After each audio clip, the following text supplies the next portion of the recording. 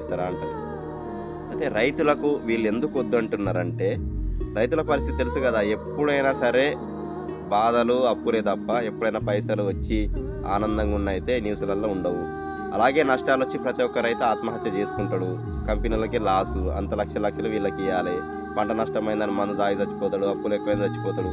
ఒకవేళ ఒక పెద్ద రైతు ఉంటే వాని పంటలు మంచి పండినకో ఆ తర్వాత మార్కెట్ తీసుకుపోయిన తర్వాత ధర బాగలేదని రోడ్ల మీద ధర్నాలు చేస్తారు. ఇక రీసెంట్గా అయితే ఇప్పుడు యూరియా చూసారు కదా, ఈ యూరియా తర్వాత అంతోకింతో కొంచెం పని చేసుకునే రైతుకైనా కూడా ఇప్పుడు ఏ పాలసీ కూడా ఇవ్వరు. ఎందుకంటే అంత ఘోరమైన పరిస్థితి మన రైతులు ఉన్నాం. సెకండ్ హాఫ్ వచ్చేసి మధ్యతరగతి వాళ్ళు ఎట్లుంటుంది, ఎప్పుడు నెల వస్తుందా, ఎప్పుడు నెల వచ్చినప్పుడు వీకెండ్ ఇంట్లో ఉందామనే ఉంటుంది. ఆ వచ్చిన డబ్బులతోటి పిల్లలకు ఫీజులకు కానీ హాస్పిటల్ ఖర్చు కానీ ఉంటుంది. ఇక మళ్ళీ పాలసీ కట్టుకుంటే ఆ డబ్బులు వెళ్ళవు. మళ్ళీ వీళ్ళు ఏమైనా చేసుకున్న మధ్యతరగతులు ఆర్థిక ఇబ్బందితోటి ఆత్మహత్యలు చేసుకున్నా కూడా ఇన్సూరెన్స్కి నష్టం. కాబట్టి వాళ్ళ